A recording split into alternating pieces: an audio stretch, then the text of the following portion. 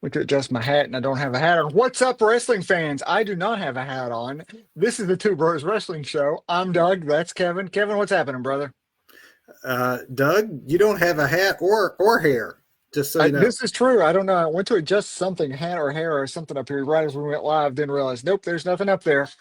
Hat or hair wise. I mean, the rest, or there's nothing up there. Oh, or well, there's there oh it goes. oh wait a minute. There we go. Thank you, Thank wrestling you. assistant. There we go. Thanks, buddy. Yes, Now I'm ready for our Christmas theme show now. that is Oh, that. Now we are equals in the now, festive wear because it thanks, is buddy. our Christmas episode. Indeed, it Um, is. it's a bit bittersweet because not only is it good because we have a great topic tonight and it's a Christmas episode, but the bittersweet part comes in that it is in fact our last episode of 2024, which is hard to believe that that's already this time of year, but here we are. Here we are. Here we are is what we're also talking about tonight in the spirit of the season. So you'll want to stick around for our main event topic after our news because we are looking at forgiveness and whether or not it is time to forgive one chick magnet Punk for past transgressions. We're going to look at Punk's first year. It's hard to believe that has also happened. His first year is now in the books back in WWE. We're going to talk about how that year has gone, what it means for his future, and whether or not it's time for us all just to get over the whole thing. Again, in the spirit of the season. In the spirit of the season. Because it is Christmas after all. It is Christmas after all. The hat and the jacket say so. Indeed, they do. And that bell says, let's get to some news. Let's do it. Opening bell time. We're going to start with a few stories about programming. This is going to dovetail very nicely off our recent bonus episode, which, if you've not seen it in the archives, make sure you check it out. The What's on When episode. You'll find that in our archives, and I think it's a good primer as we get ready to go into 2025. And we have some more information really regarding future programming, and that is because Netflix, that era is soon to start with WWE, and Netflix executives, along with WWE executives, had a media event that produced a bit of news this past week. We know a Ooh. little bit more about what to expect. Foremost, Netflix was promising a smooth live streaming experience, saying that the issues that plagued the Aaron Paul Mike Tyson fight were unavoidable, but would not be duplicated when it comes time for the weekly programming that is Raw on January 6th. Hey, man, isn't it Aaron Paul Jesse from Breaking Bad? Wait a minute. What Paul is it? Not Logan Paul. What's Logan Paul's brother? Is it Jake Paul? Jake Paul.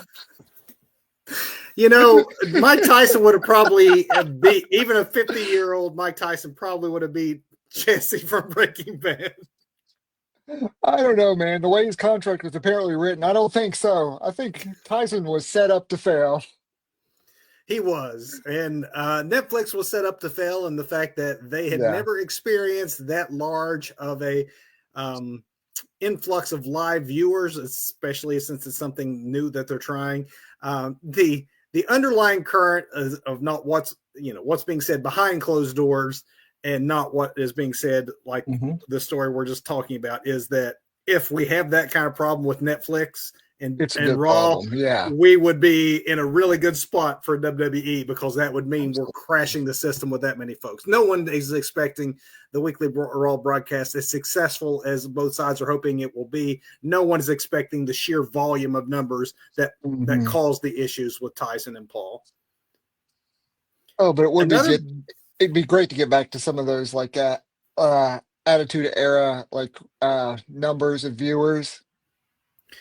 Wouldn't it though? And who knows, with the global reach of Netflix, even though it wouldn't exactly be apples to apples based Right. on the American viewership of the old era of the Monday Night Wars, I do think with the WWE product as hot as it is now, as many tickets as Mhm. they're selling, and then a global partner gives them the biggest possible audience they've ever Yes. had. we might see a renaissance of sorts, if not those numbers to numbers that we've not seen since then. I truly believe that that's possible. Yep. Something else with the Netflix WWE presser is that both sides are promising a, quote, family-friendly experience after Raw moves to the streamer. In some ways, this contradicts prior reports where it said that they might be a little looser with the language or the content. I think, though, it's maybe no change from now doesn't necessarily mean, I mean, let's take that in perspective. WWE has matured a lot in content over the last year. Mm-hmm. So I don't think that them saying it's family friendly, I think that's probably more for the advertisers. I don't believe that it's a worry that we're going to regress back to the Vince McMahon era of kid characters and fart jokes. I don't think that that's happening. I think that a PG-14 is very believable because, I mean, they use language now. There's blood again and sparingly. So I think that level of adult content is what we should expect to see.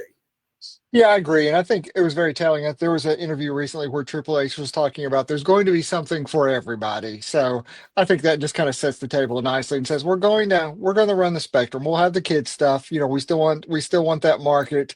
We still want the families, and we still want those, 50-year-old marks who have wrestling shows on the internet once a week. We want all that. That's us. Yes. Another interesting Netflix nugget, but there is an ambitious plan when it comes to running Raw broadcast internationally. When this occurs, WWE and Netflix are supposedly considering that the shows air live as they happen rather than waiting for an arbitrary 8 p.m. on Mondays. And when you consider the way that people consume content on Netflix, why tape delay it and air it at 8 o'clock? Just air it as it airs live. And then if you want to watch it at 8 o'clock on a Monday, you watch it at 8 o'clock on a Monday. It makes a lot of sense when you think about it. And it's very similar to how WWE handles their international pay-per-views on Peacock. If it happens at noon in Saudi Arabia or noon our time, airing from Saudi Arabia, it's just on live at noon. So I think that that's actually really good for those particular markets. And the rest of us, it doesn't matter so much anymore. I have to agree with you. I like that idea a lot. We also got confirmation on the Raw announce team, and it corroborates what we previously reported, and that is that Michael Cole will move back to Raw and that Pat McAfee is returning full-time to WWE to be his partner. Yep. I like that announce team a lot. Yeah, I do too. And I think that is the right way to go for your flagship show at, this important juncture in its history. Go with the A team on the A show, right? Absolutely.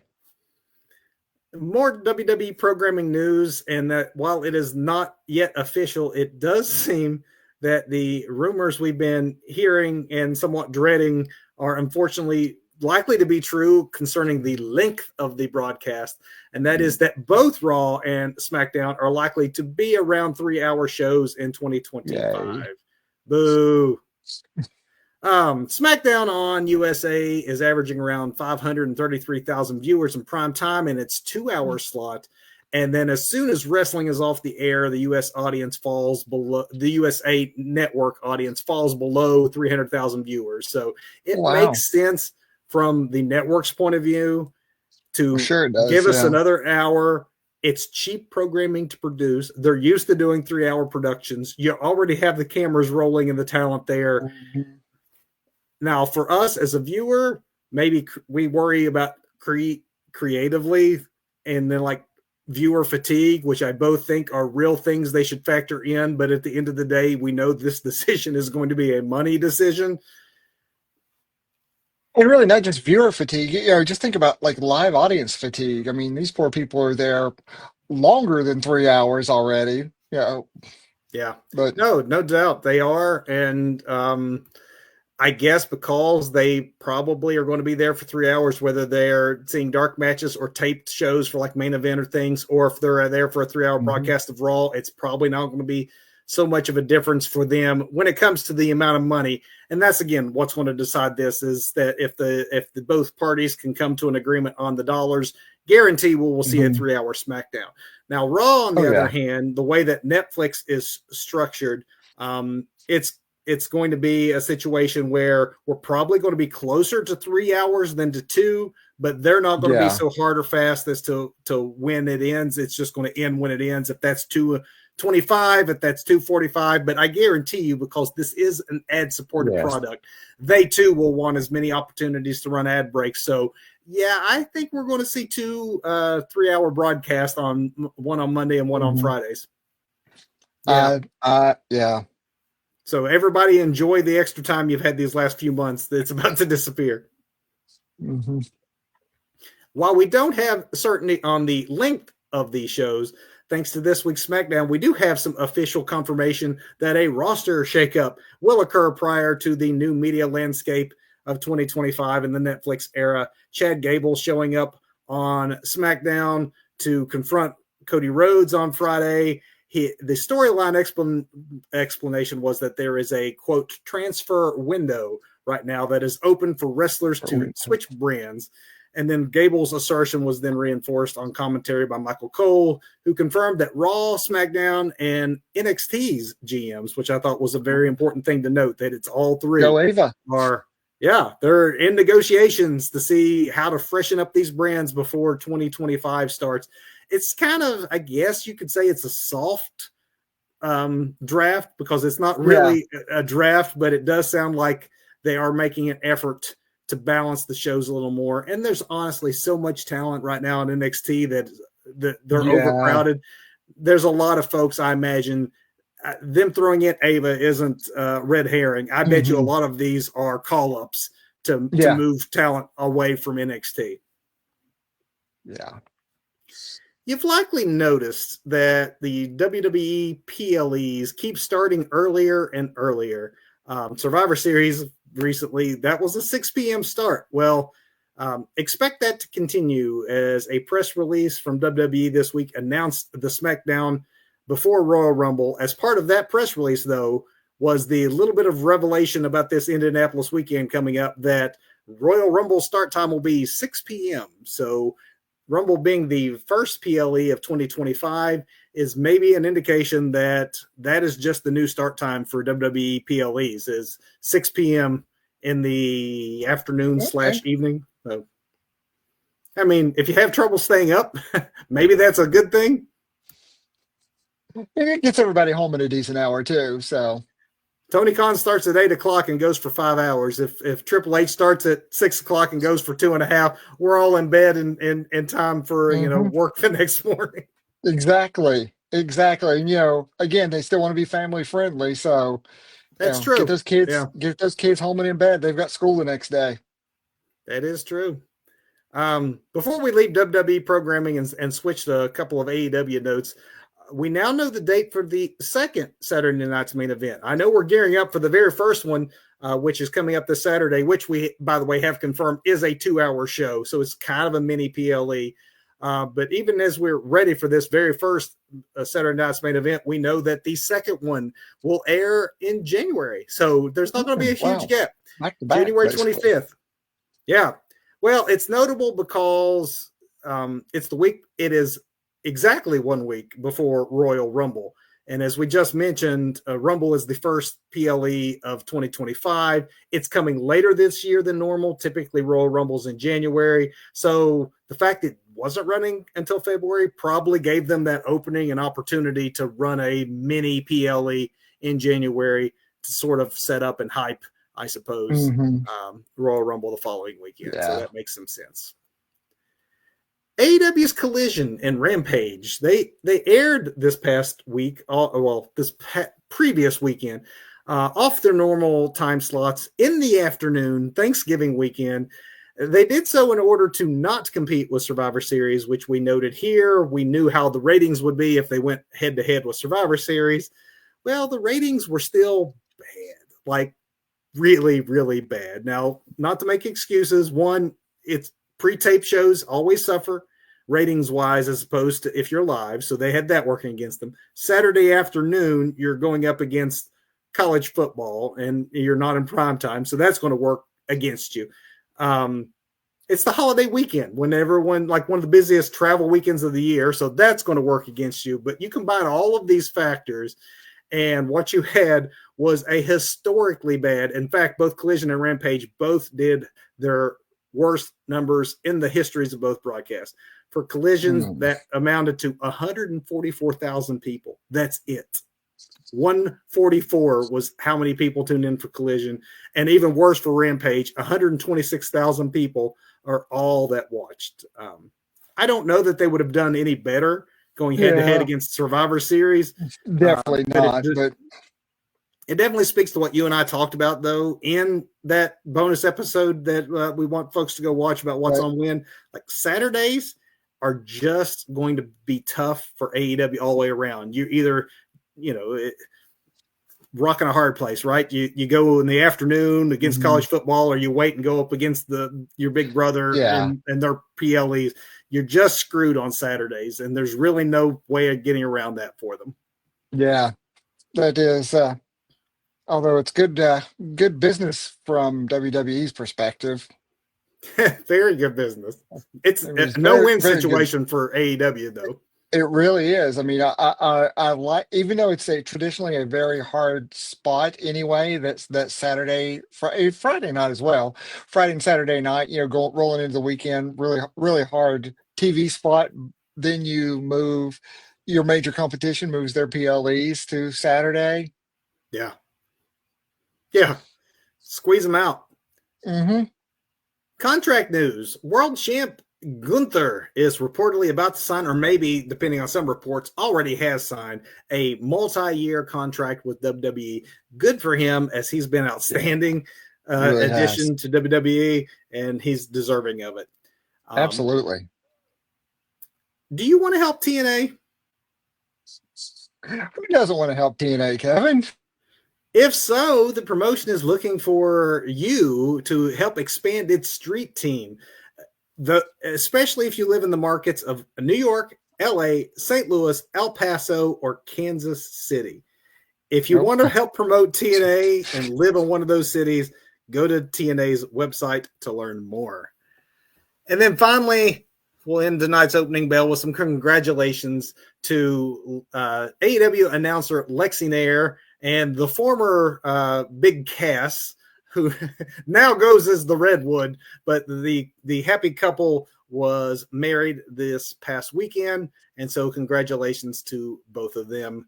Many years of happiness to you both. Good for Big Cass. Sober, Yeah. settling down, getting his act together. It's just a matter of time before we see Enzo in AEW, Um, isn't it? Enzo was not the best man from many of the Oh, photos I saw, no. so we're good. Okay, okay, cool. With that, Doug, we're going to hit the final main event of 2024 for us.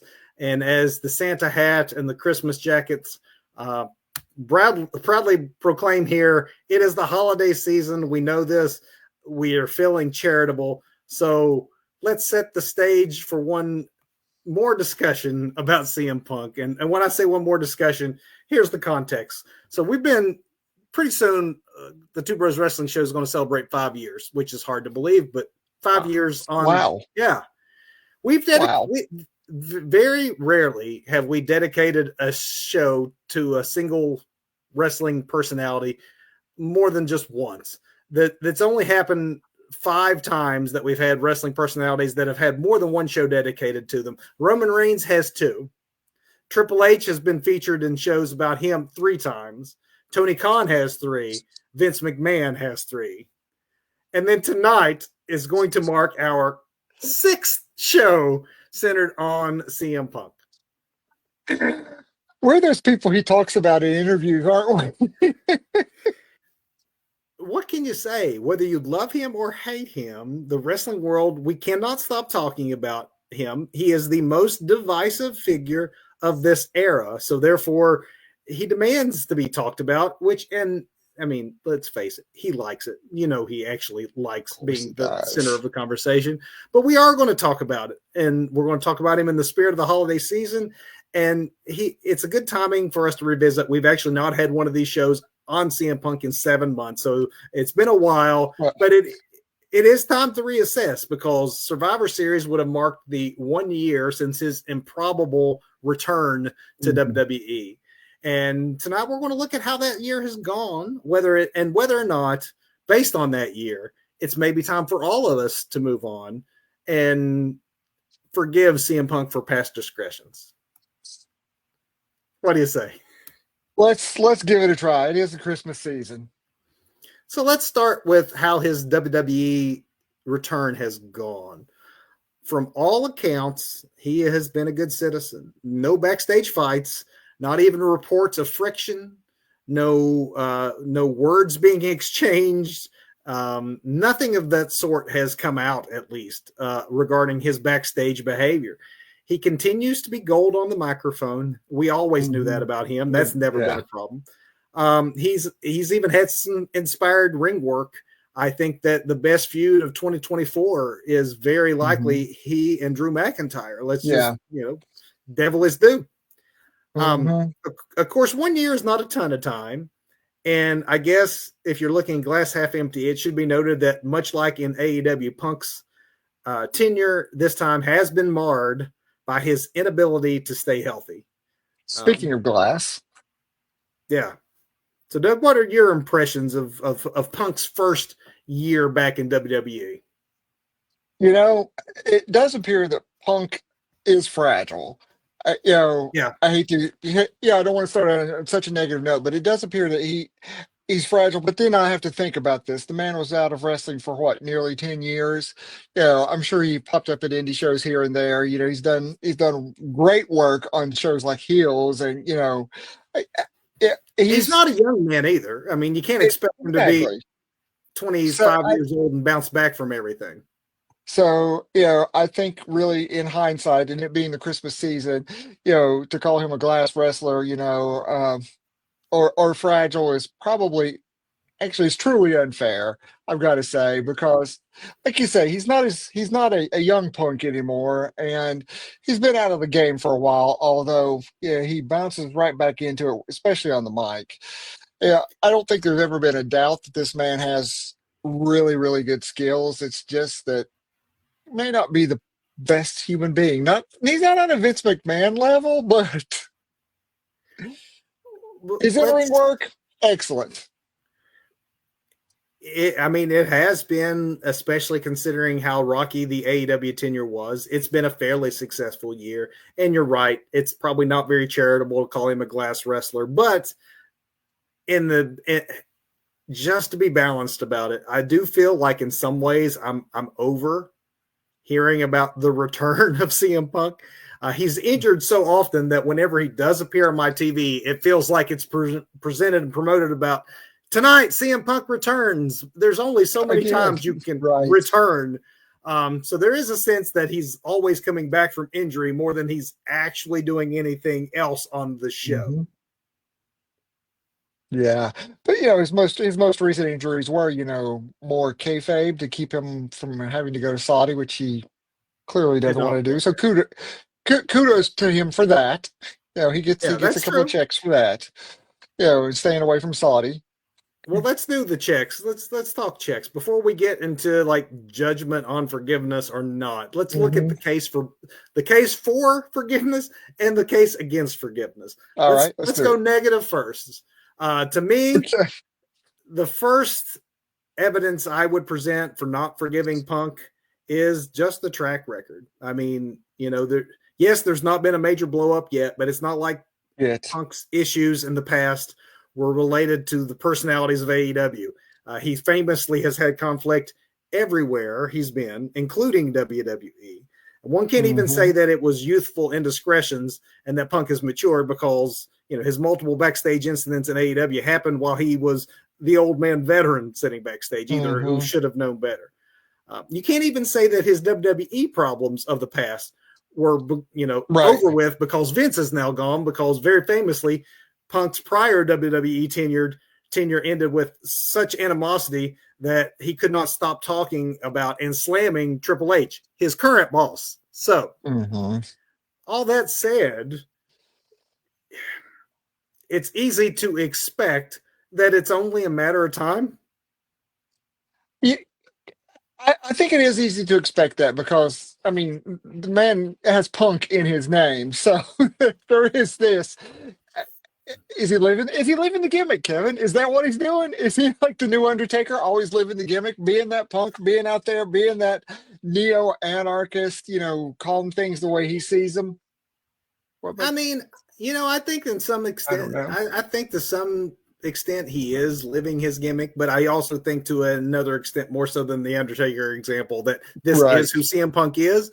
But that being Hmm. said, would he be as over if he wasn't? Is that what we expect at this point from CM Punk? And if he wasn't like that, would the fans reject him?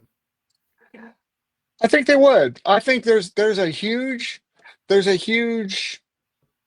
conglomeration, let's call it that, of CM Punk fans from the WWE that don't know or don't even care about all of his transgressions and all this.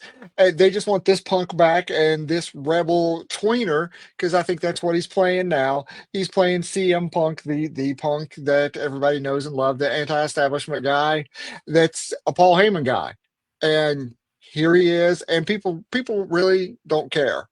The majority of butts in seats every night when they're filling arenas don't care that about us talking about the things we're talking about right now. Current lawsuits with AEW against him and Nick Nemeth and all this. From all this ridiculousness and things he's had with Jack Perry and how many people actually got the joke when he asked for muffins at the post show. How many people Well, actually let's got that? let's talk about that because CM Punk can't seem to stop talking about it. I mean, it's No. I think it is actually worth noting in the whole net, in the tally of against forgiveness.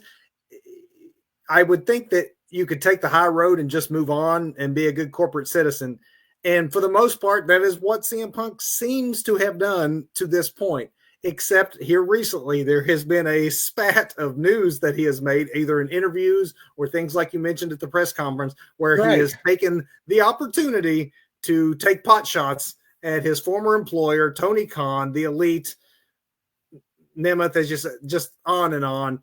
This Hmm. isn't a man who suddenly decided to be just a new person. He's still Punk, and He's still Punk. these little like moments show us that he's still Punk, which means how much time do we have? Yeah. Yeah, but I also think in WWE, and we've talked about this before, I think there is a better understanding of how to deal with talent and the talents the likes of Punk in the WWE that there is not in AEW. Because I think Right. there was one guy making all the decisions in the WWE once upon a time. That's not the case anymore, but I think a lot of the more strict, more hardcore kind of business sensibilities and the way things should be run day to day still kind of linger, not extent that they were when he should who shall not be named Right. was there, not Voldemort. But Tony doesn't have that. I mean, Tony's got Christopher Daniels. He's got Brian Danielson. Or not that these guys can't handle it, but there's a lot more old hands working behind the scenes, including Triple H, running creative, that I think know better how to handle a personality like Punk than Tony ever did. And these people who are handling the talent in WWE are not fanboys like they are in it, like the man at the top of AEW. I think this is a good place to segue into maybe the reasons why, if not for forgiveness, why we should at least consider it or think that maybe the past will not repeat itself. But Sure. before we do, as a way to segue, I want to ask you this question because, as I mentioned at the top of the show, Yeah. it has been we've done 5 prior shows on Punk, 7 months since the last one. In that last one, we were basically saying it's not a matter of if, it's just a matter of Kind of when weird. Punk has a WWE blow up. Do you think, based on what you just said, what we've seen in this first year, that that is still going to be the case, even if it's years down the road? Or do you think it's okay to forgive Punk because his issues are actually behind him, or at least will not cause the level of consternation that they did in AEW. You know, once a snake, always a snake. First of all, I think we have to acknowledge that.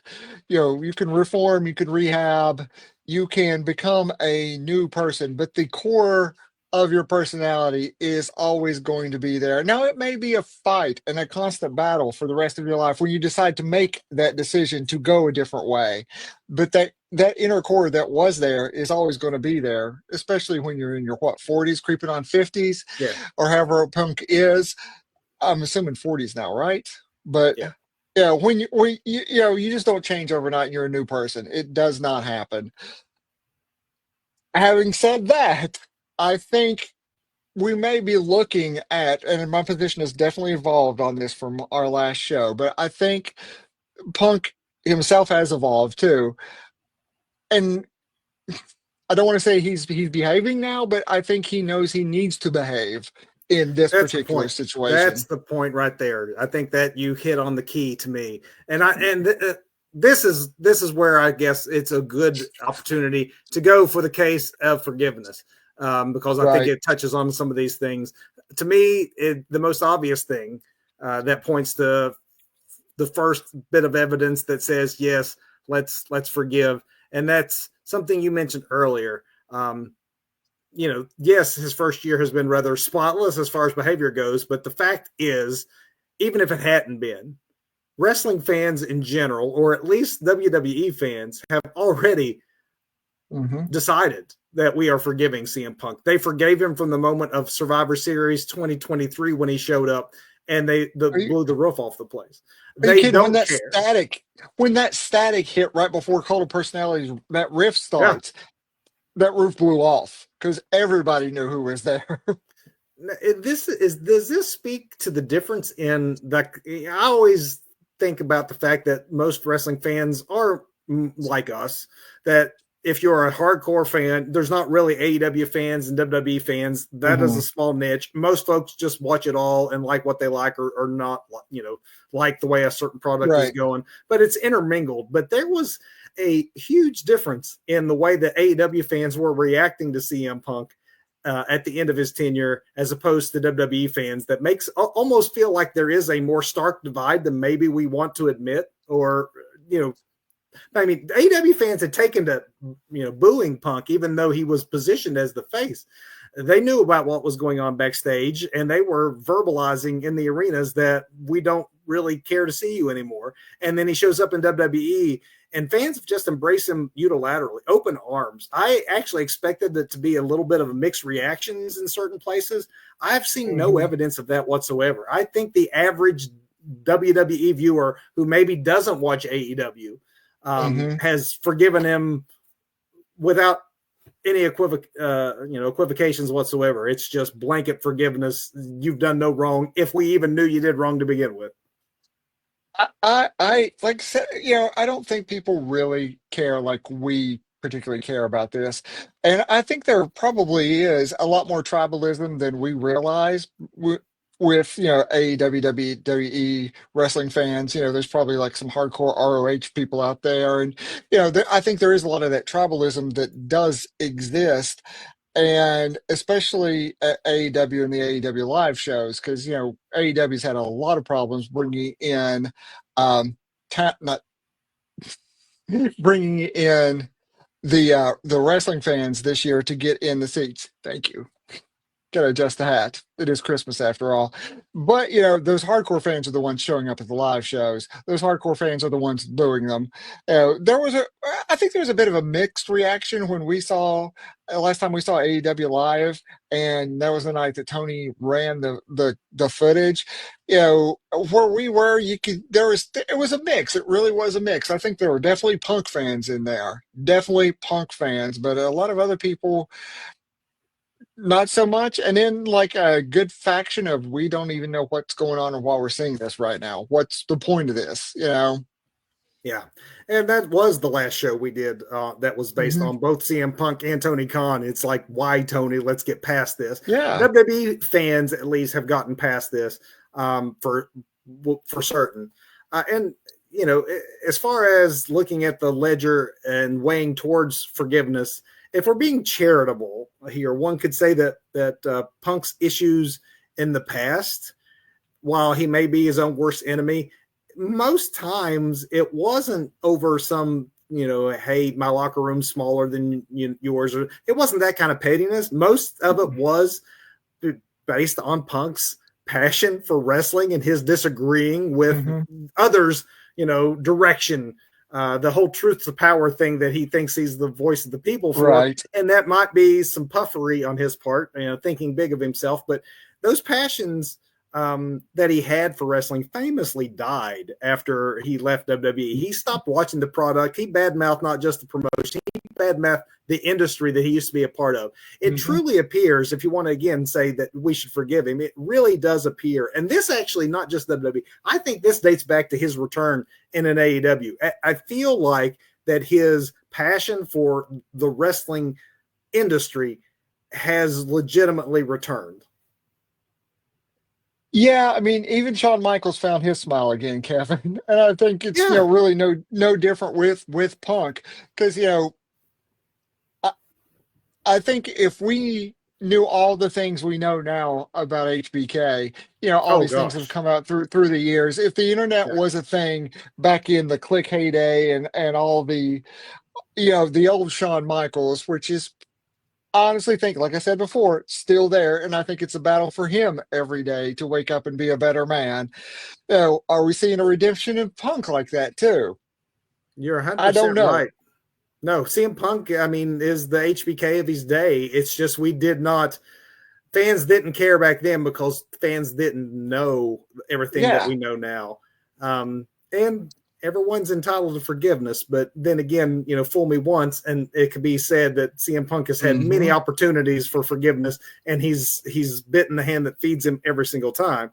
But Consistently, I yeah. do feel like this could be different. I really do, and maybe it is fool us again. But um, yes, he brought excitement and mainstream attention to AEW, but he doesn't have to be the guy everything is centered around in WWE the way Hmm. that he was in the AEW.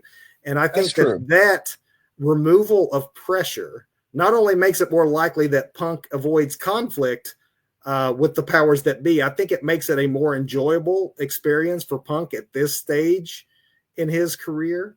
And he Hmm. has stated, you mentioned HBK, he has very much stated his open desire to work NXT. And I Hmm. think the fact that he has stated that shows he's already planning the next. Long term, yeah.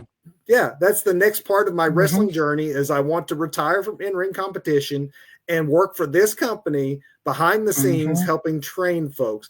I think that knowing that that doesn't happen if he just shoots off his mouth in the same way that he could in AEW. I think part of it is he knew he could get away with it in AEW because no one was Yeah. going to say anything. He ran the show. He literally ran Yeah. Collision. Yeah. Exactly. Yeah. You said it earlier. That doesn't fly under this new structure, this corporate structure, the new Hmm. bosses being what they are. So if you want a job in your 60s or 70s with this, even if it is a daily fight, I think we're less likely to see these blowups because Punk knows the calculations are there that if I want to get to this spot, I need to Hmm. behave now. Yeah. Yeah, I think so. I mean, I think there's so much more rigid structure in place, and you know, it's just a different atmosphere altogether. People know how to handle that kind of personality, And and I think he did I think that kind of personality knows that I can't get away yeah, with it. exactly. I mean, as soon as that behavior crops up, he's going to be gone. And his Hmm. absence will barely be a ripple in the grand scheme of things for WWE, as opposed to the tsunami that his removal caused AEW because big fish, Yes. small pond. I think he Hmm. knows that I'm not the man. There is no the man in this organization. It moves on regardless. And so Hmm. one slip up on his part, one backstage fight, one, hey, Right. I'm going to get in Triple H's face and he could be gone. And there really isn't another move for CM Punk unless his acting really takes off. Like this is his last shot in the wrestling industry. He has to That's be so smart true. enough to realize that. This is very true. I mean, he's not the next Dave Batista for sure. I don't see No, that happening. no. So he has no leverage here, nowhere to go. I think that means that he will stay on good behavior. I don't think we'll see the same level. You might get the snide remark or the muffin comment or the just I can't let think, it go, but you're yeah, not going to see fights in no, getting in people's faces trying to tell them what to do about their matches. I think Punk will keep to himself for his own self-preservation. right. Uh, I think you're right. So let's bottom line it, Doug. Let's bring it home for the folks. All right. Whether or not you think it's time, I'll give you my take, and I'll let you say whether or not you think it's time. But I mean, I think whether or not you think it's okay to forgive Punk, it's just going to really depend on your like or dislike of the man and what forgiveness means to you. If it's even possible to really forgive, or expect that he's going to never do anything Hmm. again based on who he is as his core. I'm realistic enough to think Punk always has it in him to alienate his coworkers and fans, and that we And shouldn't forget that friends. fact. And Hmm. friends, at any given moment, something could happen that will change all of our opinions on whether or not CM Punk needs to still be around. But to me, forgetting is not the same as forgiving. And at the very least, I do think it's possible at this point to enjoy his work in the ring and on the mic. I equate it to like when I hear the song Be My Baby. That production still jumps out of my speakers, 5 decades later, and I can enjoy it without thinking about the fact that a crazy murderer produced it. Or, Billie Jean is inarguably a great song. I think it's okay to enjoy the song without thinking of the allegations of its creator. So whether or not you choose to forgive Punk, for me, I think at this point I can trust the art and not the artist, enjoy his on-screen work as CM Punk without complicating it for myself with my personal feelings about Phil Brooks, the man. That's really great because I am very much of the same mindset at this point. Because, like Punk, I'm going to throw out a snide remark here or there about him. But the man, I cannot deny the man is excellent in ring and on the mic. He may be a little bit, I don't, again, not, to call him fragile is completely unfair, but he's had his set of setbacks, physical setbacks since returning to the ring. That more has to do with age and really where he was out of the game for so long, I think, and not really knowing what his body could and couldn't handle anymore. I think he's much more aware of that now. I think we're going to continue to get those hits from Punk. And if you enjoyed CM Punk in 2010, you're still going to enjoy CM Punk now, or you should, because like you say, we need to separate the man from the art. And that's a great analogy, and I have to agree with you. You know, are we going to be fooled when it does happen again? Probably not. Will it happen again? I'm not sure that it will. I think Yeah. he's waking up every day. I'm not going to say like Shawn Michaels, because I truly believe Shawn Michaels is waking up every day and choosing to be a better man and fighting that fight daily. Punk, I'm not sure the strength of character to do what Michaels does, what HBK does on a daily basis is there. It may be. I don't know. I don't know the man, and he's right about that. He does that a lot in his interviews. Hey, these people don't know me. I don't, but I know what I've seen. You know what you've seen. We know enough to make a informed decision based on all the information we've consumed about him. So I think I'm talking in circles right now, so I'll bottom line it with this. Good wrestler, great on his mic. He'd be great on commentary again. We've said that before. You know, Going to NXT and imparting knowledge on those kids, that would be a great path. Do Can you he think get that there?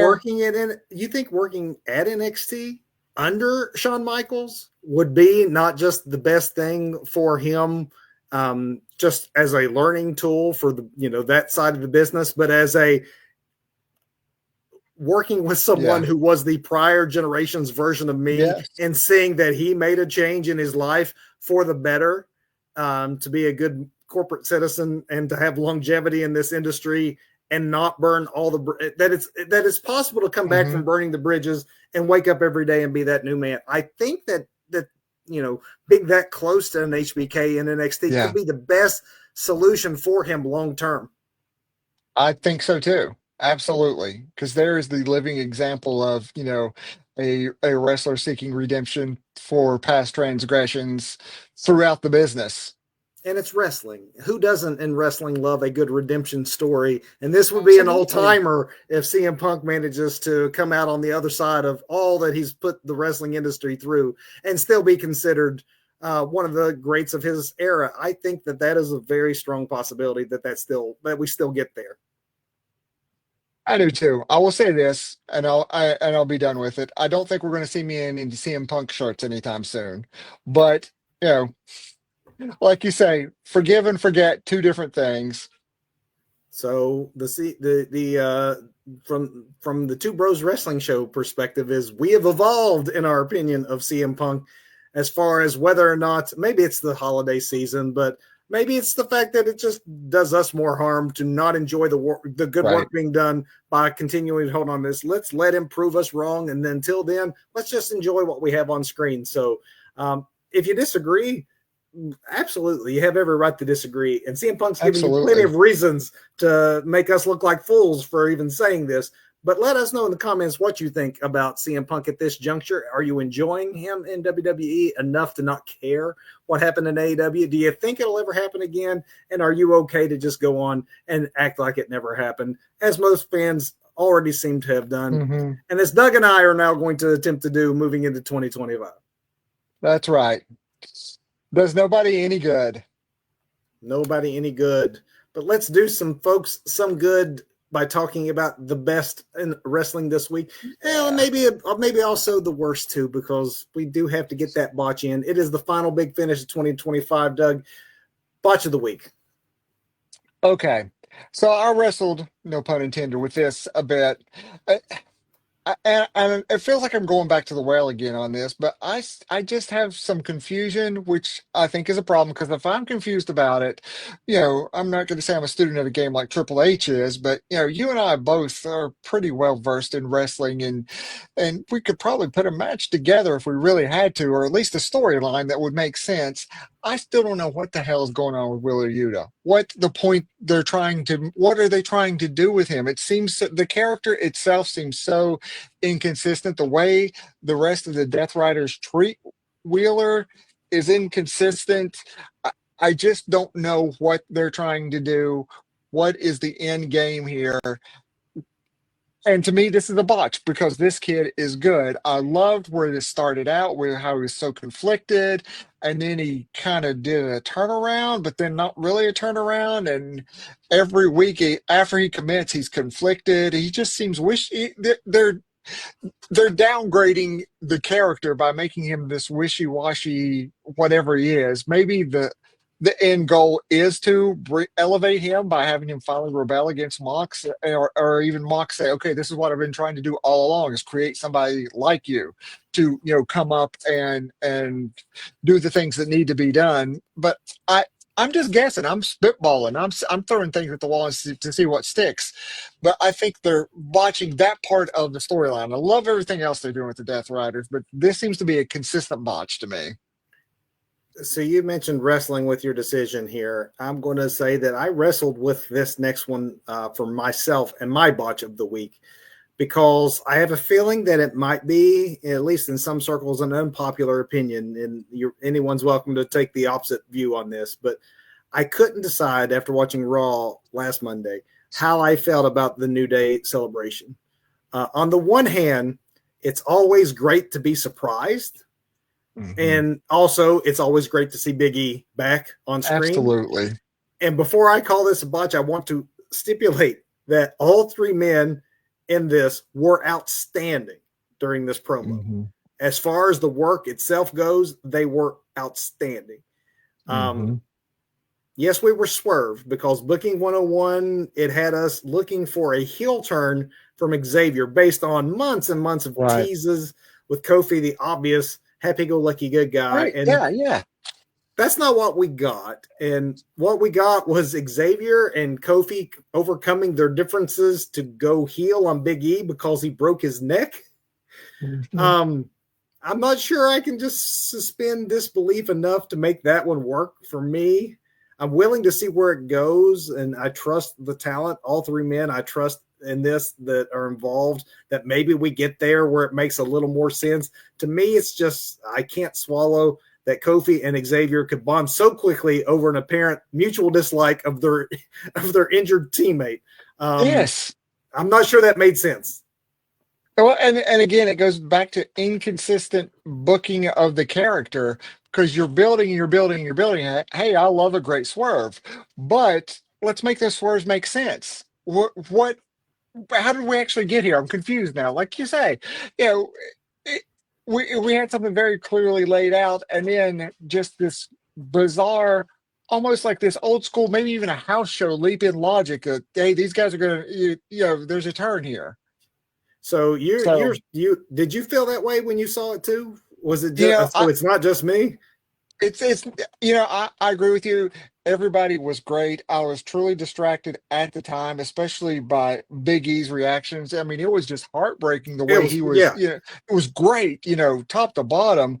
But That's in what I'm saying, hindsight, man. I don't want to at all disparage the it, work that the guys they are only dealing with the script they're handed, and they were excellent. mhm. I just don't I know mean, that the script made all the sense in the world. that's it. In the moment, I said, "Oh my God, this is great. This could have been, they all three of them could be performers of the week."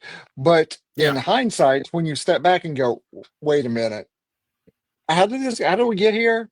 What just happened?" It's I don't know. It's a wrestling logic, old school wrestling logic that yeah, I can totally see that.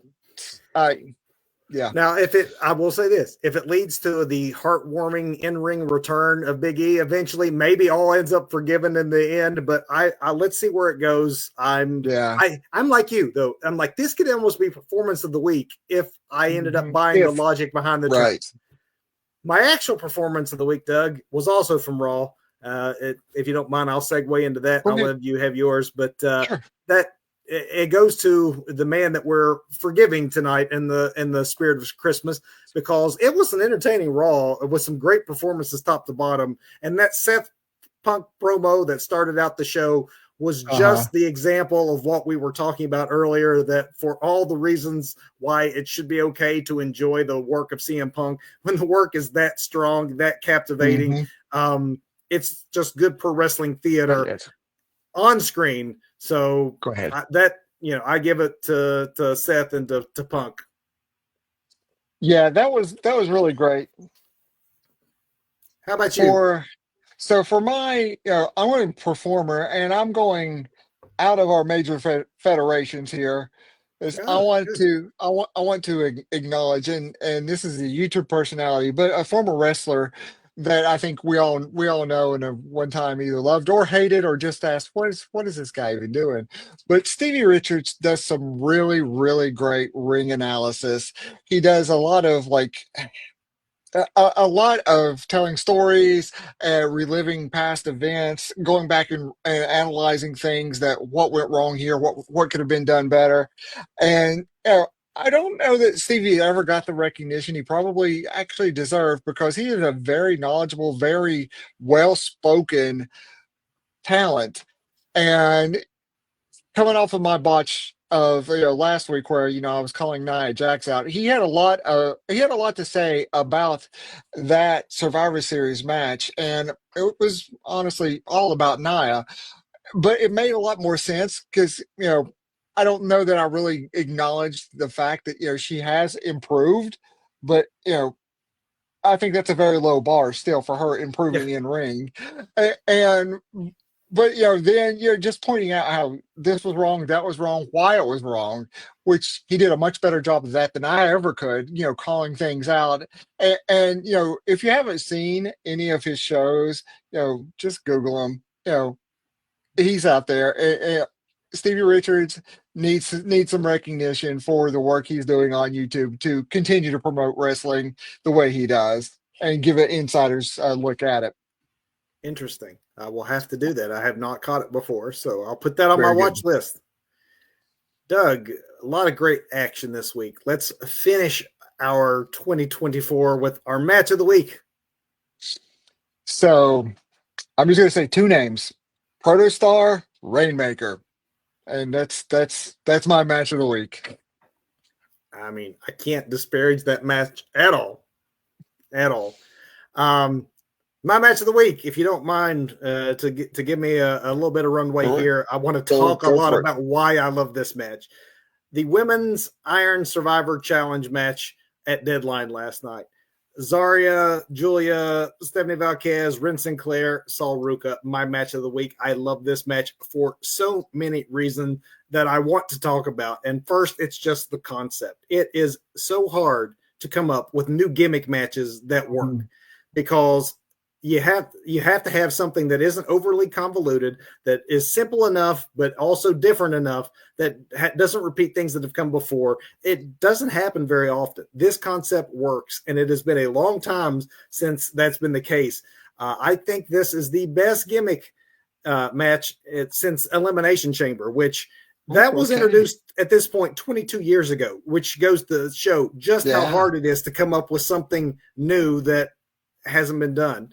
Iron Man matches have always been a favorite of mine, a personal fave, Hmm. and this just ups the ante by making it a multi-person contest with interesting twists, adds drama without making the rules overly complicated. It has elements of Royal Rumble, Elimination Chamber, or War Games in that there's timed entries that people come in. But unlike those matches where it's always advantageous to come in late to save energy, to be fresh, here you want to be in as early as possible because it is an Iron Man. So if you're the last person in, you only have 10 minutes left in a 25-minute sprint. The more you're in the ring, the more chances you have to score pinfalls, to score points. So it's a race against the clock, which I think makes it Interesting. interesting. If you get Yeah. pinned, you get put in a penalty box, which has elements of the old TNA King of the Mountain match. If you know, Uh-huh. you're in the penalty box Yeah. for 90 seconds. So not only do you not want your opponent to get points, but if you are the one who gets the points, well, you don't get points subtracted. If you're the one who's pinned, that's just 90 more seconds. You can't be racking up your own score. So the key is stay in the ring as long as you can and get as many pinfalls as you possibly can. With that groundwork, there's so many ways to create drama in this concept. It's the second year that NXT has done it, and this match type, I hope they continue it. I think it's just incredibly well structured. Last night, both the men and women's contests were big, high performers in my book. They both were great. I'm going with the women's match. It was the main event, and it earned the main event. First, it just showed Oh. how on fire and how deep the NXT women's division and roster is right now, the best in all of wrestling, I think. It also gave the opportunity for NXT to showcase its 3 recent international free agent signings with Zarya, Julia, and Vakir. You add in the homegrown talent that is the very athletic, very charismatic Sol Ruka. You add the likability of the underdog that is Ren Sinclair. It was just a perfect showcase of 5 very different female performers, each of which got something out of this match. I can't recommend this match enough. Julia winning also is great, as she'll make a good number 1 contender and a good next opponent for Roxanne Perez. She's had 1 match against her previously, did not come out on top there. I don't know that that'll be the case second time. Roxanne is amazing. Roxanne could be one of those, though, that can find herself on Raw or SmackDown real easy before the Netflix era Right. begins. So Julia may be pretty soon your next face of the women's division of NXT, but go out of your way to watch this match if you have not. Sounds like there's some wrestling I need to watch after the show tonight. Deadline, man. Just watch the Iron Survivor challenge, and I really would be curious to know what you think of the concept. I think it's fantastic. Sounds incredibly interesting. And with that, Doug, I mean, gosh, we it is our last episode of 2024. Hmm. It is also the 45th show we produced this year. Wow. So we want to thank you, whether you're watching us for the first time, whether you saw most of those, a few of those, any amount of time you spent letting Doug and I talk about our passion of pro wrestling is your Christmas gift to us. Indeed it Um, is. we can't thank you enough for that. So Yes, thank you, and I hope you continue to watch and support the Two Bros Wrestling Show into 2025. Speaking of, you see there across the bottom of the screen, of course, we are off through the holidays. It's our annual holiday break, but then we return January 12th for what is always one of my absolute favorite episodes of the year, and that is the Two Bros Wrestling Awards Show. We'll pick everything from best male performer, female performer, tag team announcer, the breakout performer of the year, the all important match of the year. We will talk about it all, do a quick year in review, make predictions for the year ahead. It's going to be great. We hope you're there for us, and let us know what you think about all of those different categories Absolutely. and topics. And then after that, the next episode we'll be doing our hot takes on Raw on Netflix, which will be a big topic of conversation as we kick off 2025, and we want you to be there to talk about it with us. Until then, Doug, there's nothing left to say other than thank you, Merry Christmas, Happy New Year. Go watch some wrestling. Thanks, everybody.